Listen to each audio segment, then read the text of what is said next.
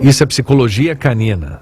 Talvez o Boo estivesse rezando por este momento há um bom tempo. E o porco também, porque eles não falam a língua dos seres humanos. O ser humano não pode interpretar o que eles querem, o que eles realmente querem.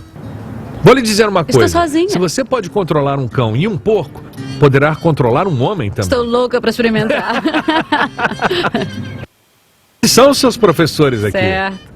O que experimentei, o que o César me ajudou a viver foi um crescimento pessoal e espiritual que usarei na minha vida. Estou dizendo, eu tenho um mestrado em psicologia.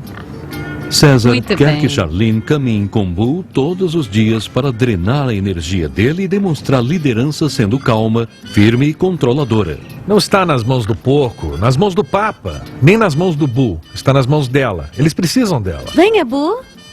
Vê-lo parar e me escutar, sem passar da porta, foi incrível. Eu sou tão grata a ele. Ele ajudou muito a mim e ao meu cão a crescer. Estou dizendo, isso é maravilhoso.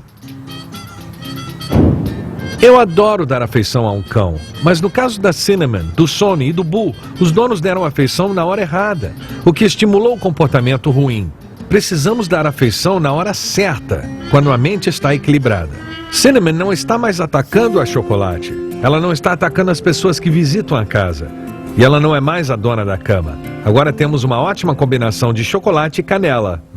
Delicioso, não? Boo ainda está progredindo, mas pelo menos a Charlene está no caminho certo. Temos mais um ser humano tornando-se um líder da matilha. Sonny é um caso extremo, mas posso ver uma salvação para ele. Foi uma honra trabalhar com ele para que ele nos mostrasse como precisamos dos cães.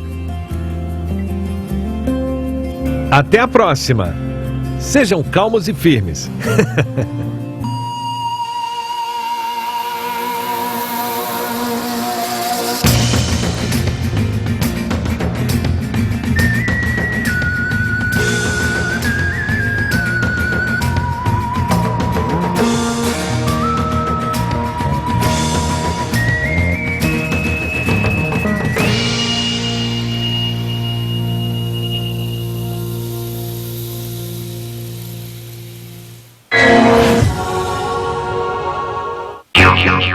Imagine que você está fora de sua casa e um grupo de animais enlouquecidos se apoderaram dela. Alguns são bem talentosos, mas outros desastrados. Talvez você e seu animal de estimação não tenham o que imaginar. Vídeos divertidos do Animal Planet. Amanhã. O Encantador de Cães. Oferecimento Shining Box. Tá todo mundo pedindo, peça você também. Nas noites do Animal Planet, o perigo se aproxima. Os heróis triunfam. E o predador e a presa lutam para sobreviver. Animal Planet com garra. De terça a sexta, às 9 da noite, no Animal Planet. Você já se perguntou alguma vez qual é o animal mais rápido? O mais forte? O mais agressivo? Qual de todos os animais é o mais ágil? Ou o mais inteligente? As habilidades dos animais são comparadas com as dos seres humanos em Animal Planet ao extremo. De segunda a sexta, às 8 da noite.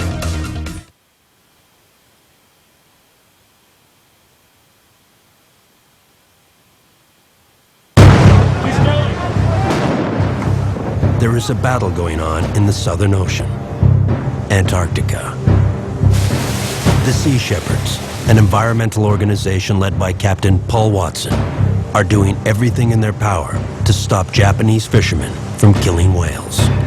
The Sea Shepherds say the whalers are violating an international ban on commercial whaling. The whalers say they are legally killing whales for scientific research. Both claim to have the law on their side. These are their battles. This is their war. Previously on Whale Wars. We are within a few days of possible confrontation with the Japanese whaling fleet. I have visual confirmation on the Yushin Maru number 2. Aha! If we can get people on board to be held hostage, that will force Australia into a very difficult diplomatic position. It was extremely important to me that I'd follow through on my beliefs. The possibility is there you could die. If you're not accepting those possibilities, then you don't belong there.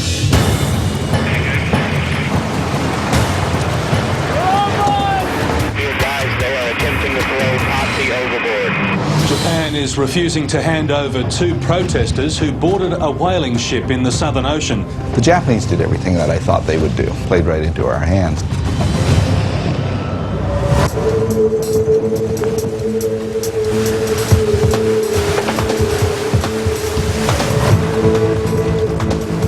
Once Giles and Potsy were on board the Yushimaru No. 2 and the ship had disappeared over the horizon, there really wasn't much more we could do to protect them other than to get as much media attention as possible. This one? Yeah. We live in a media culture, and, you know, things don't happen unless it appears on television. Within minutes of Captain Watson sending out a press release, the media calls started pouring in.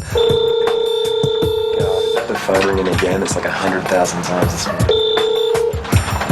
Steve Irwin. Steve Irwin. Steve Irwin. Steve Irwin. Phones have been literally ringing off the hook. Hold on 1 second. Steve Irwin. 10, 9, 8. Well, Steve Irwin, Rufus speaking. Media is our most important weapon. We maybe can save 1 or 2 whales, but with the media we can actually stop the hunt. So the media is very important, even though I don't like them. Steve Irwin. What Paul thought would happen is exactly what did happen, and he's just absolutely so phenomenal dealing with the media. They tried to throw Benjamin Potts over, and he had to fight his way, because the boat was going at 17 knots, he had to fight his way to stay on board. He turned the story of us boarding a ship into, we're the good guys delivering a message, and they've got our crew as hostages. Yes, we do have concerns for their safety, because they've been, essentially, they've been kidnapped. This is the kind of thing that makes a story. You don't get on the national news with facts, figures, statistics. If you say whales are being killed and look what they're doing, not a story. But my God, they're risking their lives to protect the whale. Now you got a story. Environmentalists are chasing Japanese whalers. The high seas battle over whaling has intensified. Japan says the activists are pirates. The protesters say their men have been kidnapped. The boarding happened in waters the Australian government has proclaimed a whale sanctuary, but the Japanese whalers don't recognize the boundary. I said to the media, you know what? This is going to be your story. It's going to be a front page story. You're going to write it, and there's not a thing you can do about it. Thank you. Elements of a Hollywood blockbuster. International incidents are us. The world is a vampire sent to drain secret destroyers, hold you up to the flames. And what do I get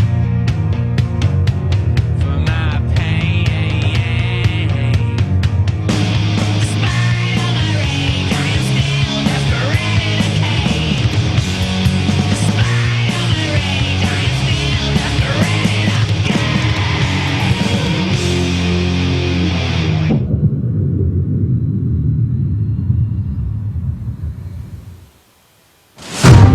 Somewhere in the vast Southern Ocean, Potsy and Giles are being held aboard the Yushimaru 2. The Japanese claim that the Sea Shepherds are terrorists and boarded their ship without permission.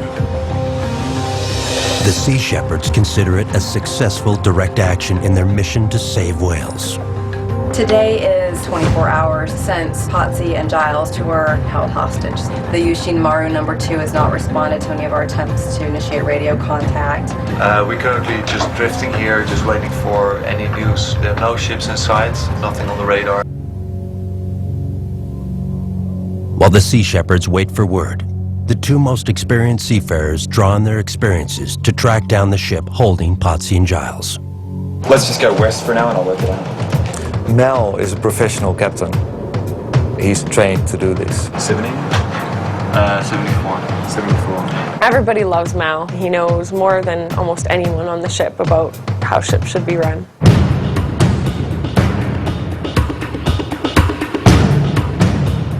The wind is about 55 degrees up the bow there. Copy.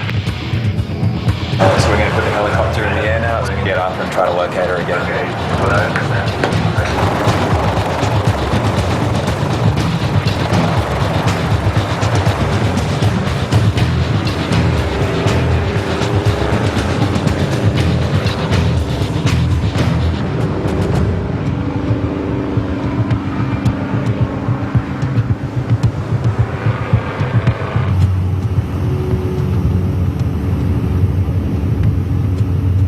We know that in the moment, when we last had coordinates, they were moving in that direction. Yeah. So, like, how long did they go that way So for? that way, and then and at they what turn point around. did they do that?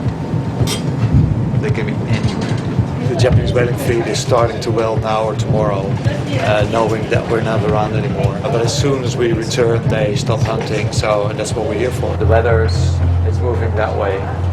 So we're gonna get some wind tomorrow. Well, tonight actually. This is 6 p.m. Wilfred is an experienced seafarer. He's done many ocean crossings, very capable man. My watch is the 12 to 4. Wilfred has been in charge of the 4 to 8 watch, and just from knowing each other for just these couple of months that he's been a part of this campaign, there's a mutual respect there, and we sort of know what to expect of each other. So I've been on sea, out in the ocean, since I was 12. All kinds of ships, all kinds of vessels. I sailed around the world 3 years. I know how to organize stuff.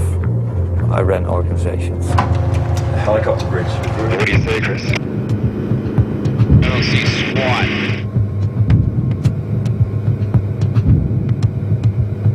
It's a tough day to be spotting anything. A little white dot over there. She's probably about 8, maybe 9 miles away. Copy all that, Chris. Let's go see. Helicopter pilot Chris Altman scours the seas looking for the Japanese ship holding Potsy and Giles. Finally, he locates the vessel. I have a visual confirmation on the Yushin Maru number 2. I repeat, the Yushin Maru number 2. Visual confirmation on Yushin Maru number 2. Roger.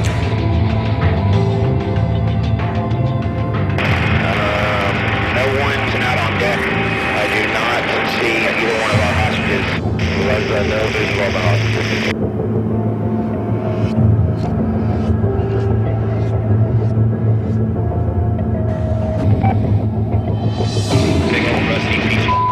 But Chris suddenly realizes he's low on fuel. We are going back to the ship. We are going back to the ship. We are low on fuel. Oh, God. Steve Irwin, bridge copies.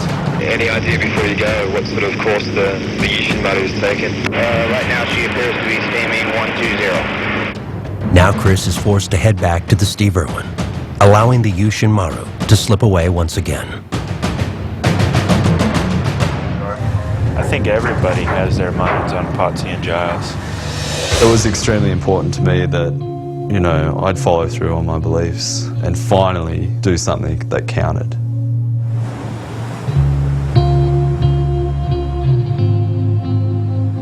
Potsy's got a real presence about him, you know. It's definitely noticeable that he's not around. I miss the board. Dude, I miss Giles a lot. I think I have like a really weird love for Giles. He's like a brother to you. Kind of take a responsibility for changing things ourselves rather than asking politicians. This is mine and Potsy's room. This is Potsy's bed where he normally would sleep.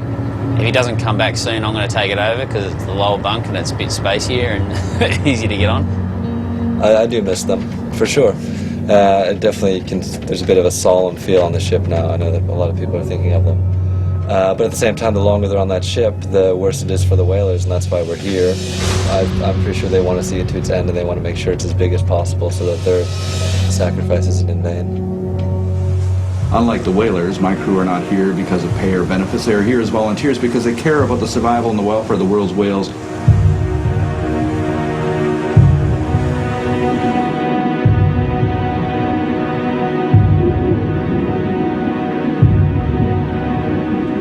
Whales, the largest species on the planet, feed upon the smallest species, which are plankton. They travel in the summer down to Antarctica for their food. They have to graze on the plankton in Antarctica. This is some of the richest plankton areas in the world, so that's why there's so many whales in the Antarctic area. I'm surprised that life has actually managed to survive the incredible onslaught that humanity has inflicted upon the oceans. The mass extermination of species on the world's oceans is just unforgivable.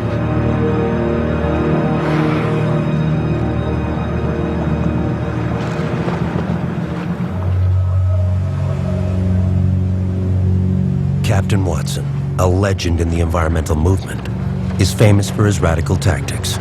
He burns the midnight oil, explaining the Sea Shepherd's controversial position to the media. I don't think they're going to convict anybody of piracy for stepping on board a vessel with a letter of intent. Captain Watson hasn't slept at all since this incident began. 1:45 in the morning. That's no problem, I'm up. We're going on well over 24 hours since he slept, and yet he's still going like a machine. At some point, we're going to have to tie him down and put him in his bed, I think. But for right now, he's still going strong. So far, we have no idea where they are, how they're being treated, or what the intentions of the Japanese are.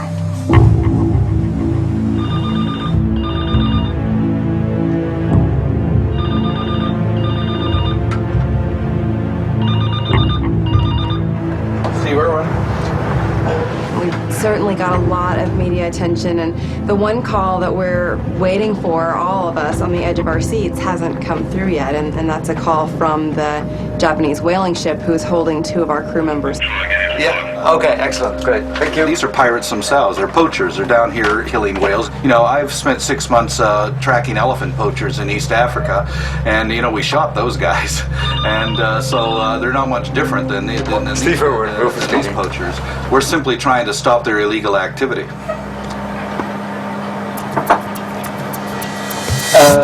Yes, can you hold on for 1 second, please? I'll pass them on. Yeah, hold on. Hello? He's got the Japanese on the phone. Yes. Yes. Yeah.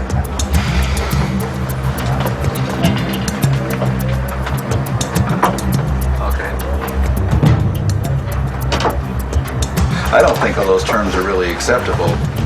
Yeah, so we're not going to do that. Okay, we'll stand by for that. Okay. Thanks. Bye. They say, we'll return them if you keep your ship here, send the Zodiac 10 miles, no helicopter, no photography, no filming. You know, we're not going to give in to those conditions. It's ridiculous. I am not about to send a boat 10 miles over the horizon that I have no control over. We're right here. If they want to deliver the crew to give them back, we'll take them. But we're not going to give in and say, oh, we're not going to interfere with your whaling operations. That's extortion. The Japanese made these demands on how they would return the guys, and I wasn't going to meet their demands. Imagine que você está fora de sua casa e um grupo de animais enlouquecidos se apoderaram dela. Alguns são bem talentosos, mas outros desastrados. Talvez você e seu animal de estimação não tenham o que imaginar. Vídeos divertidos do Animal Planet. Amanhã, o drama, a paixão, os conflitos e muitas outras maneiras que a vida selvagem se parece com a nossa. Animal Planet Drama, de segunda a sexta às 7 da noite. 1, 2, 3 e já! Vamos lá, vamos jogar! Unidos somos uma equipe! Para ensinar, tem que trabalhar em equipe. Seguindo sempre as regras! Eu não preciso ganhar porque eu tô me divertindo. Desanimar? Jamais! Ainda podemos vencer, você vai ver. Treinando bastante, conseguiremos vencer! Um por todos e todos por um! Carinhosos, violentos, complexos, sentem emoções como as nossas, cuidam de suas famílias e dos amigos e podem ter consciência da morte. Porém, ainda há muito que não sabemos sobre eles. Mas sabemos que estão em perigo. Estes não são caçadores. São membros do Save the Elephants. Eles têm como missão estudar e proteger os elefantes.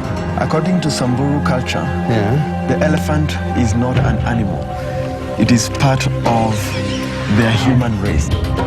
Vamos acompanhar, junto com Save the Elephants, as histórias dessas criaturas incríveis, porque para salvá-los é preciso entendê-los. Elefantes de Samburu continua nesta sexta, no Animal Planet.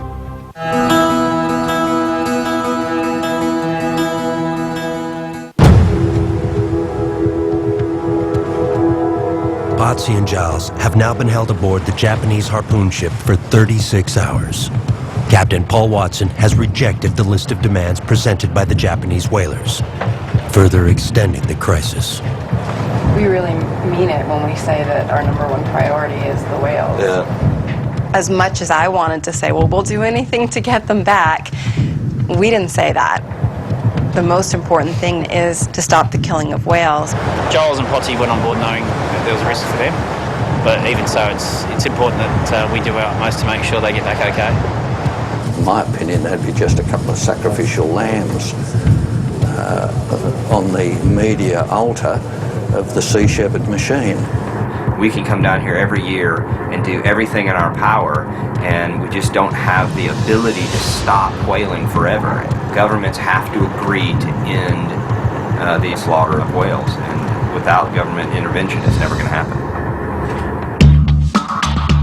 48 hours into the standoff, the Sea Shepherds hear the news that their hostage ploy has now forced the Japanese and Australian governments to start talking. The standoff between Japanese whalers and anti-whaling protesters in the Southern Ocean is a real-life drama which is now posing a major diplomatic headache for Australia and Japan. The federal government has been forced to intervene. The absolute priority is the safe and speedy return of Benjamin Potts and the UK national to the Steve Irwin. Japan is insisting on conditions for what it calls security reasons. Sea Shepherd says Tokyo is demanding that they leave the whaling grounds and that they send their inflatable 10 miles away from Paul Watson's main ship when the time comes to hand the crewmen over. It's important for all parties to exercise restraint when it comes to the possible danger to human life.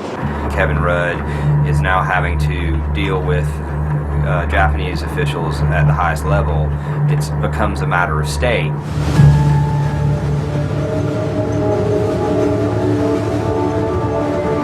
The Sea Shepherds get word that the Australian and Japanese governments have arranged for an Australian customs ship, the Oceanic Viking, to transfer Potsy and Giles from the Yushin Maru to the Steve Irwin. Okay, that's wonderful. I really appreciate this. They're going to facilitate the transfer so that neither captain can place demands on the other, which is great because that way we don't have the restriction of having to say that we'll stop harassing their whaling activities. It's also great because it means we get Giles and Potsy back.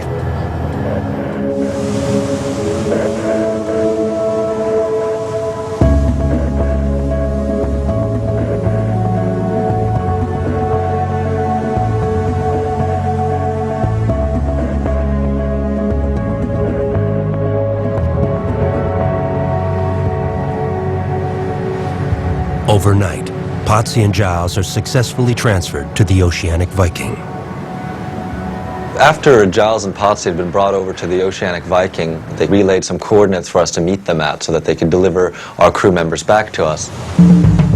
The Australian government gives the Sea Shepherds 7 hours to make it to a rendezvous point to pick up their crew members. They have a lot of ground to cover in very little time. I was just relaying where we were at to the engine room on the phone.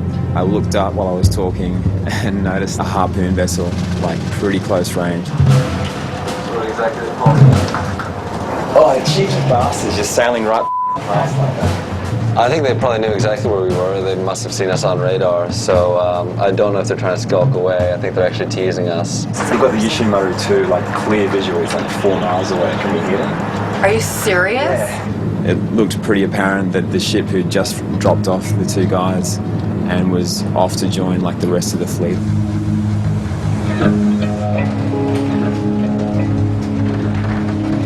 Oh, he's just sailing right past them. Exactly as we said. Exactly as we said. It's just like to see them there, like we could hit them. We could put the boat in the water right now, and we'd be on them in like 45 minutes. Yeah, we're never gonna get them. They're right there. I'd say we should go try and get them. Come on, it's up to you. When we say that we're serious about shutting down whaling, I think our reputation sort of speaks for itself. They know that we'll do what it takes to physically disable these ships. We'll go home knowing that we did everything that we could. First Mate Peter Brown wants to launch an attack on the whaling ship, but Kim McCoy is reluctant to risk missing the rendezvous for a dangerous night raid. By the time we get there, it's going to be dark outside. You can see it's already starting to get dark. We're 4 hours from the rendezvous point. We have 7 hours till the established pickup time, which gives us an extra 3 hours. So now's our chance to get a run at them. Let's go for it. We need to wait till we have those guys on board before we do anything. We don't want to jeopardize that. Paul was just fast asleep. He'd been awake for a solid like 50-something hours, I'm pretty sure. So we're trying to wake up Captain Watson right now to find out how he'd like to proceed. Kim goes down to the captain's cabin to get his orders. What are we going to do? We'll see when the captain gets up here. I think we should go mess with them. Captain Watson must decide if he wants to risk missing the crew exchange that took 2 governments 3 days to negotiate in order to launch a dangerous night attack in pitch-black Antarctic waters.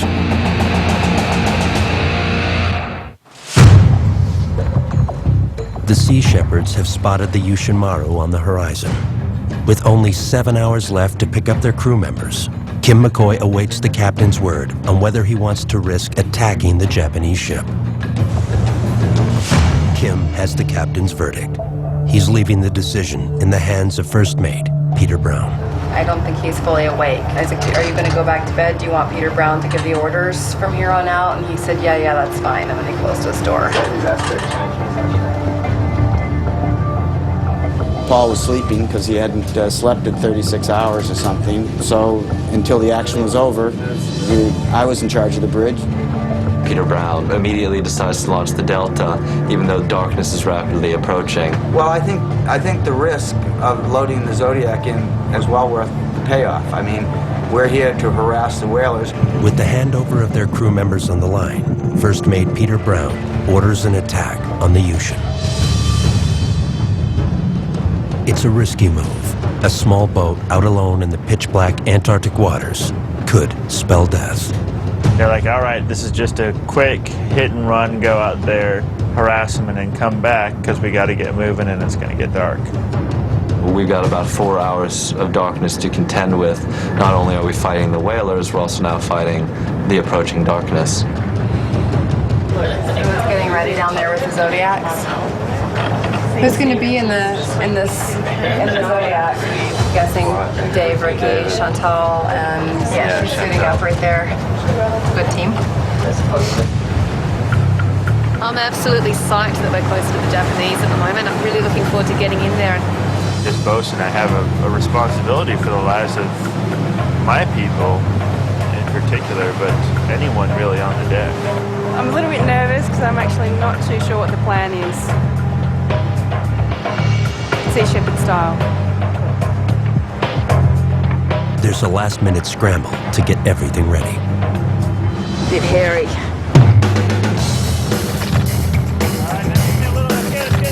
For the sneak attack, Peter Brown orders the inflatable boat to be loaded with butyric acid and a prop feller. Yeah, chopper's flying real well. We're going to inspect the blade. After many test flights, pilot Chris Altman is now confident that the damaged helicopter blade is stable enough for him to fly as far as he wants. For this night attack, the helicopter will offer cover and relay the action back to the Irwin. Hey David. Yeah. We got 2 radios, satellite phone, GPS, yeah? We got 1 radio, but we're okay. We got 2 batteries. You have a light? Yep. It's gonna get dark, so you got one shot at it. Like, get that thing in there, let it go, and come back. I think under the right conditions and with the right people, night raids are a really, really great idea. Because it, psychologically, it really messes with them a lot. Got a radio and a sat phone. Yeah, we'll just give him a shot and come back. Yeah. Right, Peter. As soon as that Delta boat's in the water, we're gonna need you up on the bridge. All right. Yeah. Peter Brown's in charge? Yeah. Cool.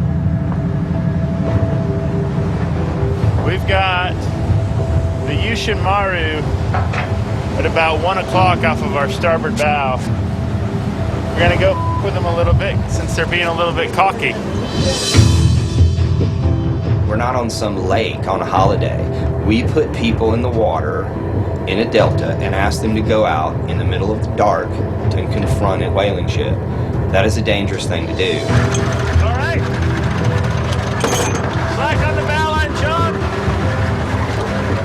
Walking back from the stern, I just couldn't believe they're actually putting it in. But the potential there was huge, for personal injury.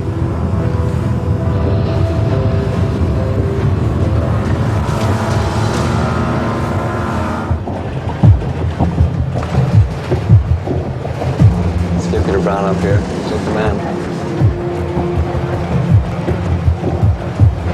Cool. I don't know what Peter Brown's background is as a mariner, but I understand he has participated in Sea Shepherd campaigns for a number of years, a couple of decades maybe, for what it's worth. There were some serious concerns of the crew about the capabilities of Peter Brown being on the bridge. Chris is planning to get up, but let's head off after until we get to Chris. Yep. The Delta boat has to get to this whaler as quickly as possible before the sun sets. Chris heads off 20 minutes later to meet the Delta at the Yushin. You love it when a plan comes together.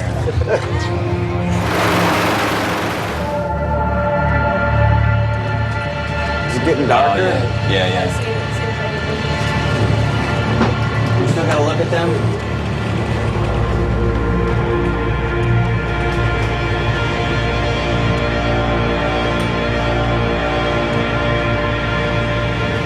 We lost the Zodiac. We're gonna have a helicopter over their head in a minute. The bridge calls the helicopter to find out if the Delta has arrived at their enemy ship. Helicopter bridge, do you have a visual on the Delta, Chris?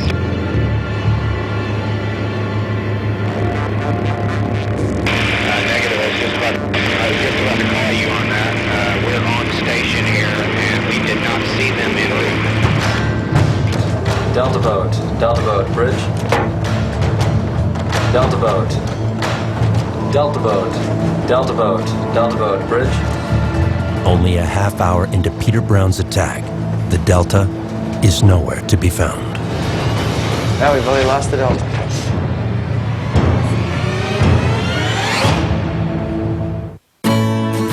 Esta é uma história.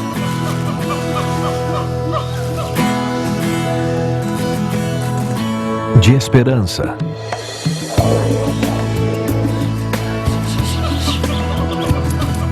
Sobrevivência.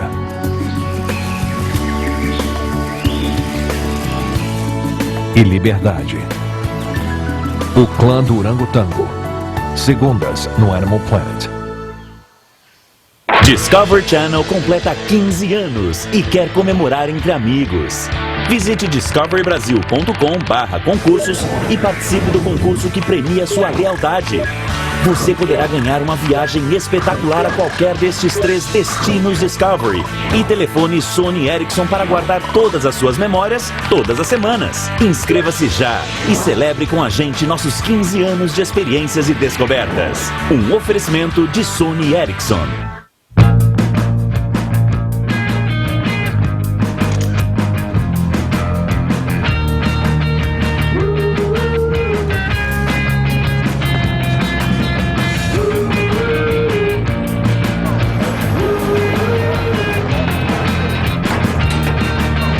Agora você mostra e compartilha suas fotos do tamanho que quiser. Novo Sony Ericsson C905 Cybershot com 8.1 megapixels. Em Animal Planet Drama, o tempo está se esgotando para o chimpanzé, mais uma espécie em perigo de extinção. Muitos deles vivem em cativeiros em condições horríveis, vítimas de abusos e maltratos feitos pelos humanos. Mas para alguns, ainda há esperança de voltar ao paraíso dos chimpanzés. Segundas, no Animal Planet.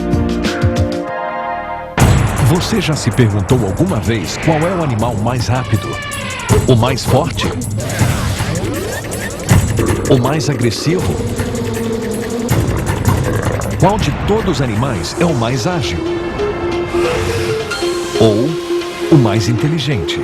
As habilidades dos animais são comparadas com as dos seres humanos em Animal Planet ao extremo, de segunda a sexta, às 8 da noite. Em uma metrópole como Houston, alguns animais de estimação podem, às vezes, se tornar um estorvo para seus donos irresponsáveis.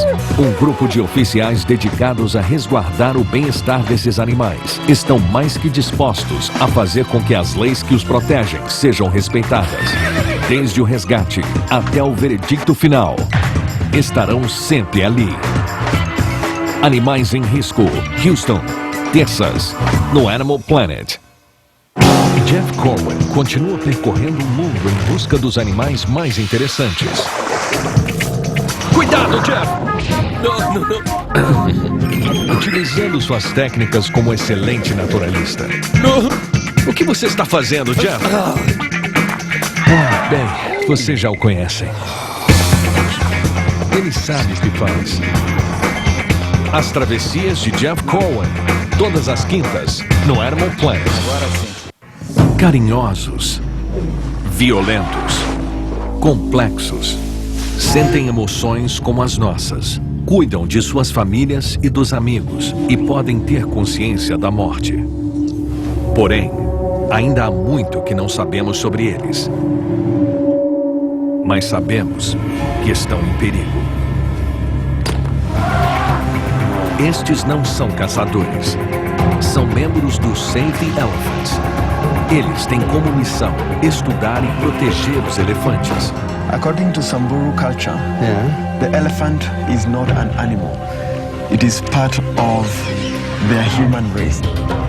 Vamos acompanhar, junto com Save the Elephants, as histórias dessas criaturas incríveis, porque para salvá-los é preciso entendê-los. Elefantes de Samburu continua nesta sexta, no Animal Planet.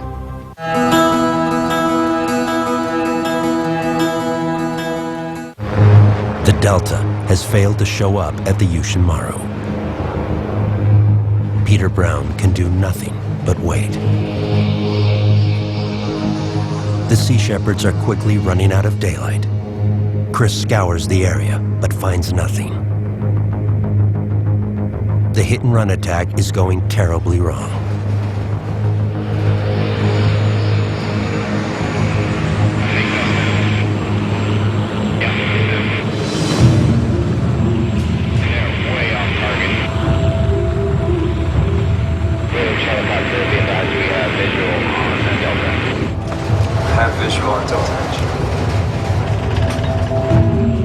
The Delta boat is dangerously far off course from the Yushinmaru.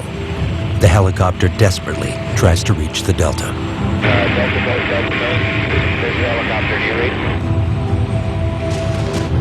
I was trying to get him several times to raise him from the air, so I didn't know if the radio wasn't working or what was going on. Delta boat, helicopter, over. No one can figure out why they're not answering.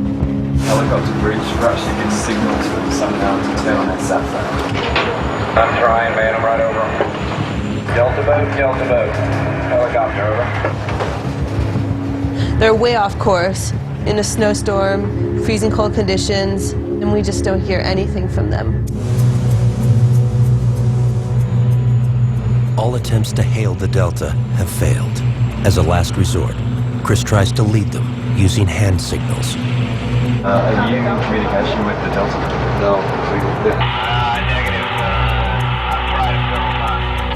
I had to come back to the ship because I was rapidly losing light.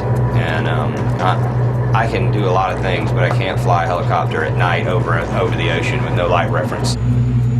Only minutes remain until the sun sets. Chris makes the gut-wrenching decision to turn back. The Delta crew is now on their own, unaware that they are lost and heading in the wrong direction. Peter Brown orders the crew to turn off the bridge lights to allow them to see further out into the darkness. Delta, Delta, Delta, this is Bridge. Do you copy? Over. Do you copy? We would like you to call us on the sat phone. We have lost contact. Over. At that point, the Delta crew are just out there blind. Delta boat, Delta boat, Delta boat, bridge.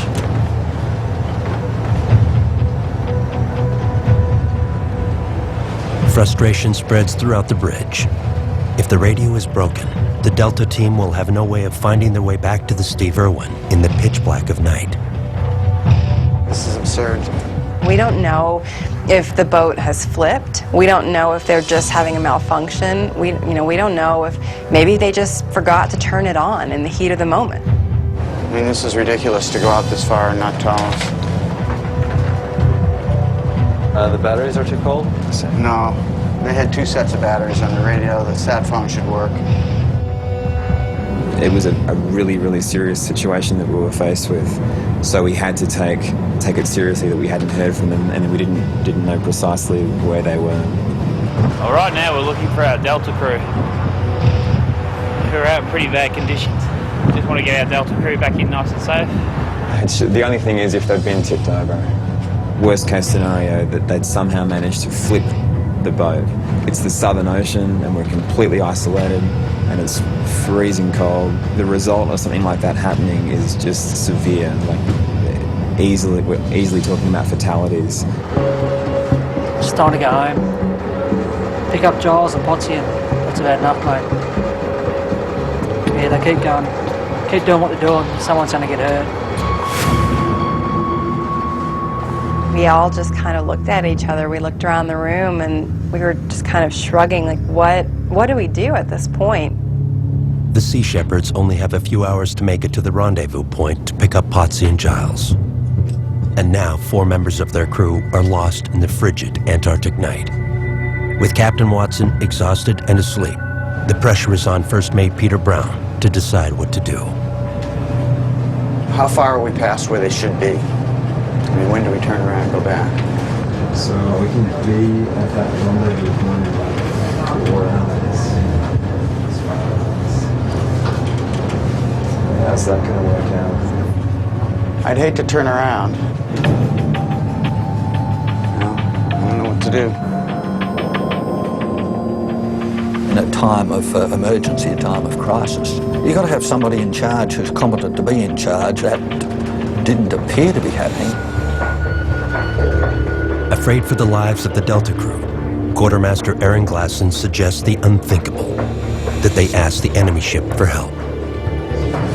Has someone been on the radio to the Yoshimaru, ask them to send them? Not yet, no. Do you want to, Yeah, you can try them on 16, but I don't think that's going to work.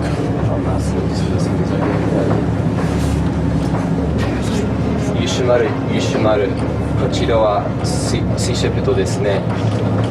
We find ourselves in this incredibly tense situation, trying to decide what to do. We made a decision to radio over to the Japanese whaling ship. Sea Shepherd のちっちゃいナフニをなくした。Sea Shepherd のそれをなくした。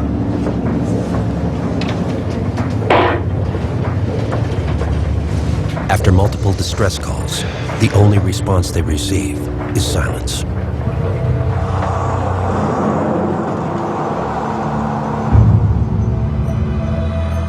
Peter Brown must face the reality that the Delta may be lost forever. Delta, Delta, Delta, this is Bridge. Do you copy? Over.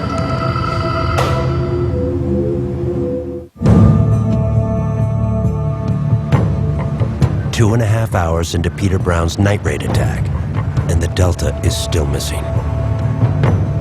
Delta, this is Bridge. Do you copy over? When do we send out a distress call? What's that? I said, when do we do that?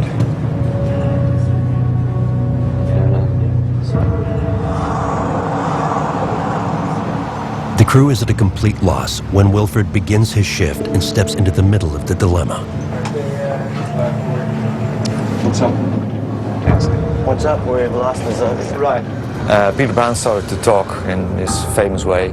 So I told Peter Brown that, okay, I'm talking to Mel now, which basically pissed him off. Well, Chris came back 30 minutes ago. Hang on. Easy. Tensions on the bridge reach a breaking point. I just said something, and I was told, shut up, you're talking to Mel. Well, geez, that's no way to call it. You wouldn't want me to say that to you. Well, if it's shut up, get off the bridge. I didn't say that to you because I work with people. I think Wilford was out of line. You know, ships are like armies. It's not a committee decision. I mean, you can give your 2 cents to the general, but unfortunately it falls on the general's shoulders to make that decision, and sometimes they're hard decisions to make. All I'm saying is you could have worked with us instead of told everybody to shut up. No. Fine, whatever. Yeah, indeed, whatever. If people don't get the picture, if they're indecisive, at that point I don't give a about who's the first officer, like even who's the captain. There are 4 people out there. Those people are more important than anything else. With lives on the line, Wilford ignores the chain of command and orders the crew to begin a search and rescue. Wilford wanted to begin a search. There was no way I could justify going against that, so we spoke about what kind of search we wanted to do. We just go to the position where they were last seen, start there, start the grid. Just start doing expanding square. Expanding square, yeah. I started a search grid there to get to them as fast as possible. Obviously I didn't consult Peter Brown. I talked to people that have experience and not that have labels on them or egos. I have no idea why Wilford doesn't trust Peter Brown. I guess it's just an ego thing. We have a very clear chain of command on this vessel. That's the only way a ship can run. A ship is not a democracy. It's pretty much a dictatorship. We want you to wake up Paul. No. Paul was sleeping because he hadn't slept in 36 hours or something, and he said that I was in charge of the bridge. So there was no reason for me to call anybody else until it was over. No, it's not your decision, Wilford. It's your decision. Absolutely. No, it's the captain's decision, then it's Peter Brown's decision. Peter Brown's been doing this for 30 years. Because of the situation where there's people lost, of course everyone's backs are up and everyone's tense and the adrenaline's pumping, and so they're just shooting off at the mouth. If I were captain, no one would be allowed to have any opinions on anything. You shut the up. Know your place. Go to the last point where they were seen. Start the grid. Yeah. Now let's head back to that point and start there. Alright. That's the only possible way. Alright. I think the Shibaro is over there. But just as Wilford's plan is set into motion, the call they've been waiting for finally comes through. We need your position right now before you say anything more, man. 60 degrees. I'm going back on course. Keep flashing the light every now and then. It gives us a bearing. Okay, roger that. Everyone okay? Is everyone okay? Everyone's okay. Okay. We got all the bottles out. The prop fouler did not work. Oh, you caught up to them? Oh, yeah. And make sure that marine radio's on, because we've been trying to hail you and we haven't gone through.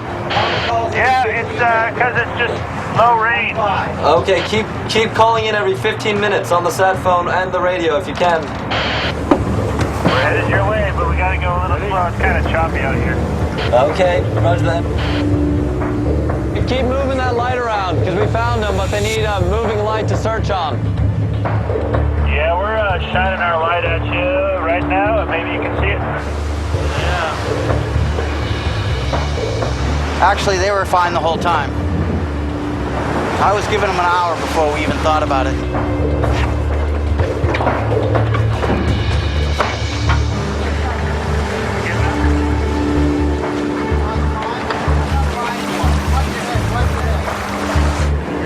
Yeah, you guys gotta call us early. We just turned around. It looked like. We don't have any reception on those little handhelds when we're that far away. Yeah, right. Someone want to get Ricky's feet? Just turned around. It was snowing. It was probably the worst conditions we've had since we've been down here. So I think in the end we're just very lucky that everyone come back. Yeah, we didn't mean to get anybody worried. Well, unfortunately, we were having a kick-ass time. People were not happy that we had left. It absolutely felt like we had a bunch of kids that had gone out drinking and taken mom and dad's car and wrecked it and then come back. Like, we were in a lot of trouble. Yeah, we were like here. I know. I didn't want to scare anybody, but we were in hot pursuit. We got him up on the bridge. We were close enough that there's a little bridge wing that sticks out. We got him up there. We actually called the Yushin Maru to ask if they'd seen the Delta. That was after you'd stink them. They must have thought we were the most arrogant thing you could imagine, or like the most cocky people. Like, yeah, have you seen our Delta? It just started circling with their searchlight. Like, where are they? Yeah. Good job hitting them, but we really. Yeah. It was really worrying. Yeah. Sorry, Peter. Situations like this create tension, but I think people in the crew have to realize that the officers that are in charge are there because they have the experience to deal with these situations, and they have to put their trust in them. I'm the one that got told to shut up. I know. And That's not the way it should be. And I just said, look, Wilford, I wouldn't treat you that way. Talk about tomorrow. Thanks, Pete. Good job. Yeah, good job. We're late to pick up Giles. Let us know when you're all secure and we'll get underway. We're all secure. You heard it. All right. Now we got to walk past the rendezvous point to get there in time to do the transfer of Potsy and that. Yeah. This better never happen again. The Sea Shepherds change course towards the rendezvous point, but the night attack has proven to be costly. Australia and Japan spent 3 days negotiating the transfer of Potsy and Giles. And now, the Sea Shepherds are in danger of missing the rendezvous. Os fatores que afetam a vida dos animais. Analisados com precisão. Sua forma. Seus métodos de defesa. Sua agressividade. Seu habitat. O comportamento de um animal não se baseia apenas no seu instinto, mas num conjunto de técnicas complicadas e estratégias que determinam a sobrevivência de cada espécie. Território selvagem. A seguir, no Animal Planet. Imagine que você está fora de sua casa e um grupo de animais enlouquecidos se apoderaram dela. Alguns são bem talentosos, mas outros desastrados. Talvez você e seu animal de estimação não tenham o que imaginar. Vídeos divertidos do Animal Planet. Amanhã, nas noites do Animal Planet, o perigo se aproxima. Os heróis triunfam. E o predador e a presa lutam para sobreviver. Animal Planet com garra, de terça a sexta, às 9 da noite, no Animal Planet. Em Animal Planet Drama, o tempo está se esgotando para o chimpanzé, mais uma espécie em perigo de extinção. Muitos deles vivem em cativeiros em condições horríveis, vítimas de abusos e maltratos feitos pelos humanos. Mas para alguns, ainda há esperança de voltar ao paraíso dos chimpanzés. Segundas, no Animal Planet. Em uma metrópole como Houston, alguns animais de estimação podem, às vezes, se tornar um estorvo para seus donos irresponsáveis. Um grupo de oficiais dedicados a resguardar o bem-estar desses animais estão mais que dispostos a fazer com que as leis que os protegem sejam respeitadas. Desde o resgate até o veredicto final, estarão sempre ali. Animais em Risco, Houston, terças, no Animal Planet. Nós o tratamos como bebês. Mimamos e damos muito carinho. O cão representa o que para você? Filho. Mas para César Milan, esse é o problema. Ele esquecerá desde que ele conviva com o humano que o veja como cão. O Encantador de Cães está de volta em uma nova temporada. Seja o líder do seu cão. O Encantador de Cães. Novos episódios todas as terças no Animal Planet. Existe uma criatura tão estranha, um mamífero com a pele cor-de-rosa e com pelos só na cabeça, que ao olhar causa arrepios. Hello, I'm Nick Baker. Animal Planet quer que você venha com Nick enquanto ele viaja pelo mundo em busca dos animais mais estranhos. Sim, mais estranhos do que ele. Criaturas Esquisitas de Nick Baker. Quarta, no Animal Planet. Coisa de bicho. Os koalas aparentam ser dóceis e amáveis. Mas se você tentar roubar uma de suas folhas de eucalipto, ele é capaz de lhe arrancar a mão e ainda cuspir na sua cara. Todos os nutrientes que o koala precisa vêm das folhas de eucalipto. Eles nem tomam água. Parece estranho, mas é verdade. Carinhosos, violentos, complexos, sentem emoções como as nossas, cuidam de suas famílias e dos amigos e podem ter consciência da morte. Porém, ainda há muito que não sabemos sobre eles. Mas sabemos que estão em perigo. Estes não são caçadores. São membros do Save the Elephants. Eles têm como missão estudar e proteger os elefantes. According to Samburu culture, the elephant is not an animal. It is part of their human race. Vamos acompanhar, junto com Save the Elephants, as histórias dessas criaturas incríveis, porque para salvá-los é preciso entendê-los. Elefantes de Samburu continua nesta sexta, no Animal Planet.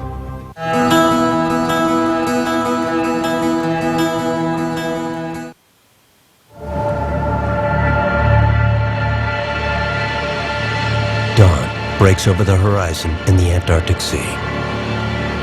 Captain Paul Watson is back in command after recovering from 36 hours without sleep. Kind of come in. I think we probably should wait right here because between the two of them and we'll figure out which way they go. Okay. The Steve Irwin cruises at full speed to retrieve Potsy and Giles. They are running late with several miles to go. The international media is eager to find out any word on the condition of Potsy and Giles. We'll know for sure here fairly soon, but I'm sure they're quite happy with the fact that this is the 8th day that no whales have been killed down here, and we're hoping to extend that for as long as we can. Obviously, there are mixed feelings. We knew from 2 days ago that the longer they stayed on board those vessels, the longer it would take before whaling resumed. Throughout the ship, there's fallout from last night's raid. Forbidden actually calling the ship every 10 minutes? Yeah, well, we had a VHF that would. Yeah, on a sat phone. Yeah, I know. I don't even want to hear it. But you know, it's one of those things where if you use a sat phone, yeah. I don't care. I just don't care. You're out at sea and by yourself, unattended, in the dark. Right. I mean, you don't have to be very bright. Yeah, exactly. Back on the bridge, the senior officers take disciplinary action against Wilford for ignoring the chain of command the night before. Wilford no longer has his position, no longer takes care of the 4 to 8 watch. If he's not going to follow orders or the line of command on this ship, then he really shouldn't be on a bridge watch, because you never know what he's going to do. Well, some people live in like this fantasy world here. I think they're to do anything they want. I think that's smart. Done it too. If he's not going to take the captain's orders, he's not going to take my orders, he's not going to take the first and second officer's orders, then it's a danger to the ship to have somebody who will not follow the chain of command in charge of things. Captain Watson backs up the first mate's authority. Peter had the situation under control. Wilford came up and made a big scene out of it, and it was really not his place to do it. We structure the ship in such a way that it's a total hierarchical system. I actually don't have to talk to anybody. He's sort of the master tactician of this campaign, and he's too busy saving whales to deal with sort of human problems.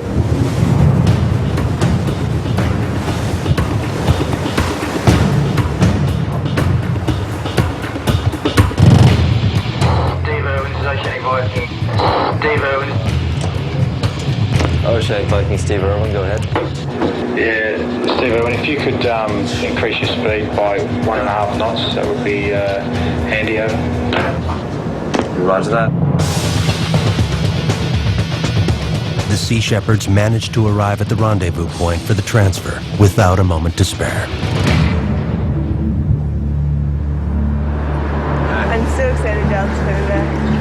There's a clean room for Potsy and there's no more scotch left. I hope he doesn't mind.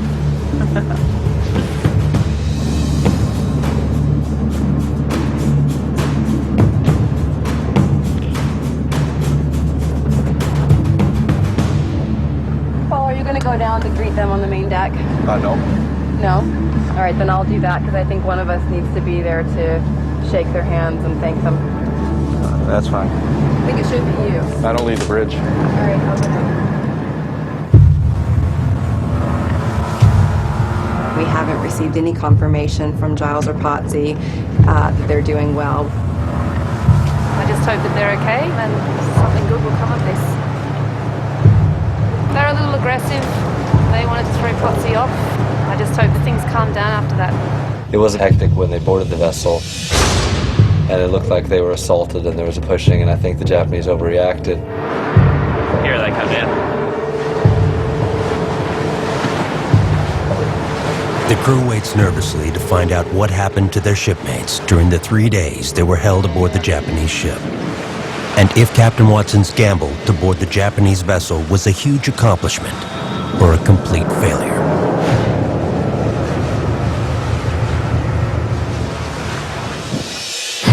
Next time on Whale Wars. We've got a visual on a ship. Does it look like it would be actively fishing? Negative. That ship was following us. Maybe it's the Japanese CIA. What's the plan? We'll send the Delta boat out to hide behind the iceberg and wait for them to approach and then zip out and confront it. If it's an order, we'll do it. She ain't taking the bait. Okay, they're coming around. It's time to spring the trap. It's a good day to die. The world is a vampire. Sent to drain. Hold you up to the flames. And what do I get for my pain? Despite all my rage, I am still afraid of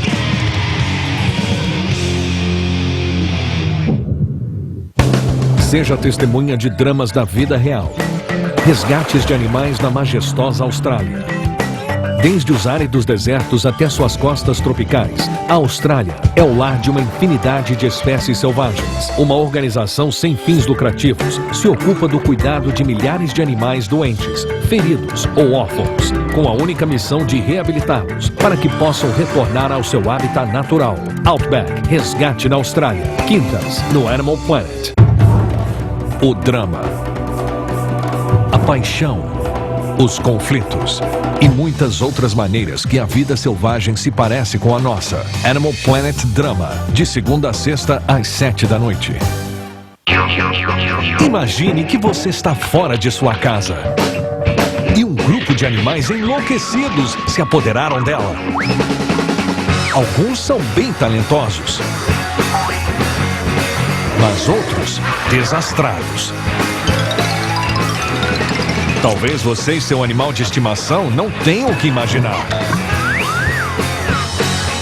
Vídeos divertidos do Animal Planet. Amanhã. Atenção! Esse programa contém cenas fortes. É por isso que se chama Território Selvagem, e não Território Chato, ou uma celebração do tédio na natureza. Território Selvagem. O mundo natural é uma maravilha a ser observada, mas às vezes exige coragem. Enviamos um grupo de documentaristas destemidos para vários lugares do mundo para ver o que acontece. Tá seguindo o cheiro errado. Tá seguindo o cheiro errado. Quando a natureza humana se depara com um instinto animal. Se você gosta de segurança e tranquilidade, vá ao zoológico. Caso contrário, tire as botas e acomode-se. Este é o Território Selvagem. Crocodilo de água salgada. Cairns, Austrália. Bom, são mais ou menos 10 para as 7 da manhã e finalmente chegamos ao Parque Nacional Kakadu. Aterrissamos hoje cedo em Darwin, na Austrália, rodamos uns 250 quilômetros, entramos num pequeno bote e navegamos 15 quilômetros. E agora estamos neste helicóptero aqui. Estamos com o Dr. Adam Britton.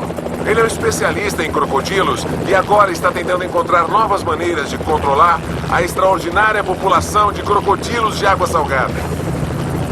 O Parque Nacional Kakadu atrai muitos turistas todo ano por causa de sua incrível beleza natural.